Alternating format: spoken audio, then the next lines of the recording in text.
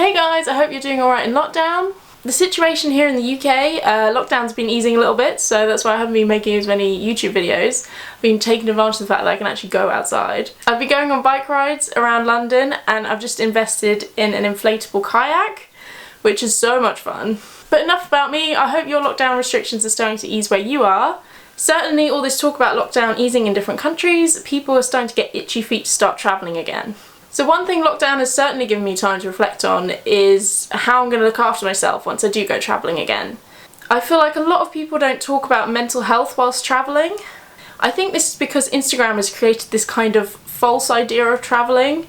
There's always these amazing photo shoots on Instagram of these couples or these individuals all happy and smiley in these gorgeous places, all heavily edited. I feel like it gives an image of travel which isn't always the reality. A lot of people go travelling to escape their home lives, and that doesn't necessarily mean that that's a good thing. They could be very, very unhappy in their home lives and that's why they feel the need to escape. So travelling can create an escape, but then what happens when you come home? You could be stuck in the same situation again and feel really awful. So one thing lockdown has given me is a lot of time to reflect. I've learned a lot about myself, and in particular how I want to control my mental health issues rather than let them control me. This hasn't always been the case, but I'm finally in a position where I feel in control of it. If you want to know more about my past battles with mental health, please follow the blog link in the description below. But today I'm going to talk about mental health whilst travelling. So without further ado, I'm going to give you my tips on how you can maintain your mental health whilst travelling. And of course, these are also useful for when you're back home, not just whilst travelling. So my first tip for you is to identify your triggers. So triggers can come in all shapes and sizes and all forms. For some people their trigger might be alcohol, or another trigger for someone could be in a group of a lot of people and they feel very anxious. Your trigger is basically what starts to put you in this kind of situation where you don't feel good mentally. And these aren't always easy to identify. It took me a very long time to realise what my personal triggers were. So my trigger personally is that I need to get outside, which is something I've definitely realised whilst in lockdown. Being outside and not stuck indoors really, really helps me just clear my head and not let my demons kind of take over. So yeah, going kayaking and going on bike rides has really saved me during lockdown. So for me, if I'm out travelling and I'm starting to feel a bit low, what I'll do is I'll need to just try and force myself to go outside, even if it's just for a 20-minute walk around a city or just a 10-minute walk to the shop. I just go outside and I see, is this going to make me feel better? And if it does make me feel better, then I know that it's just my trigger that's making me feel this way, not necessarily me. And then I suddenly have control of the situation. If I remove the trigger, then I have control over my mental health and it's not controlling me. Because a lot of mental health is about control. So that brings me on to my next tip, physical activity. Get some physical activity into your travel. So for me, when I realise that I need to be outside more, I usually try and go for a long walk or I go for a bike ride so that I get some physical activity in as well.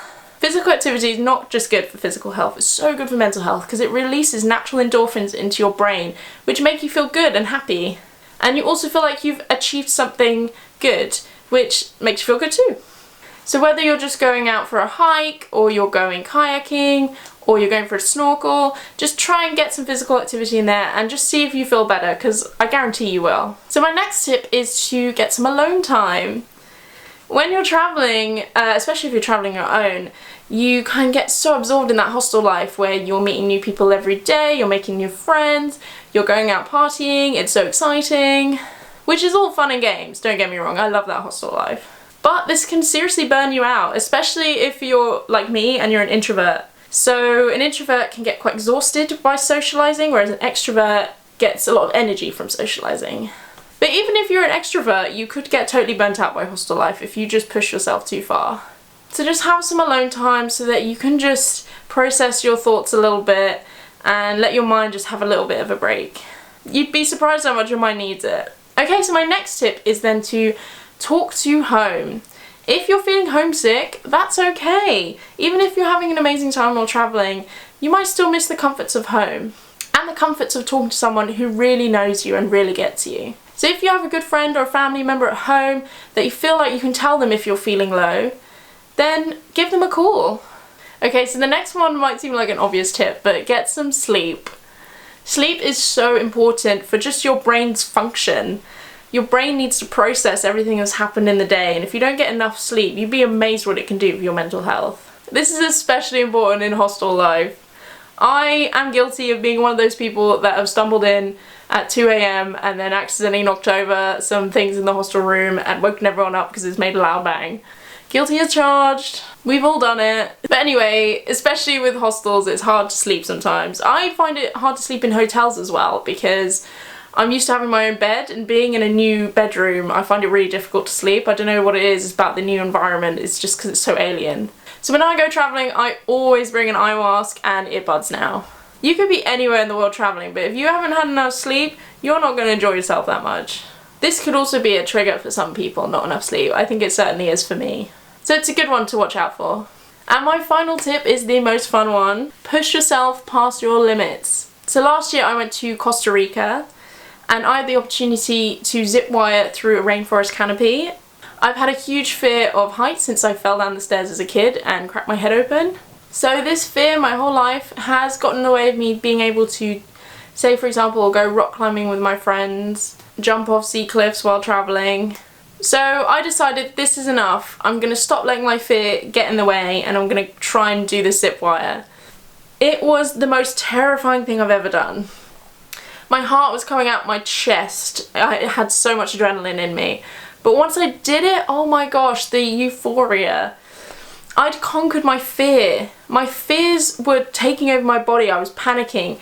But I just used my mind and decided, no, I'm going to push through this. It's easier said than done, but once I did it, oh my gosh, you realise that fear is just a bodily function.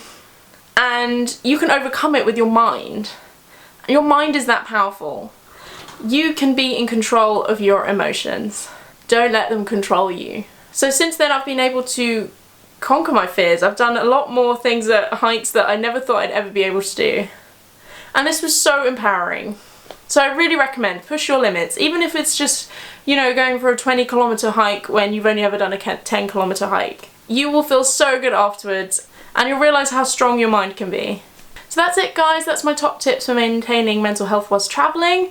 I hope we can really focus on this once we start travelling again. I'm really going to try and put all that I've learned in lockdown about myself and apply it into when I'm travelling. Please comment below if you've got any tips of your own and if you found these helpful.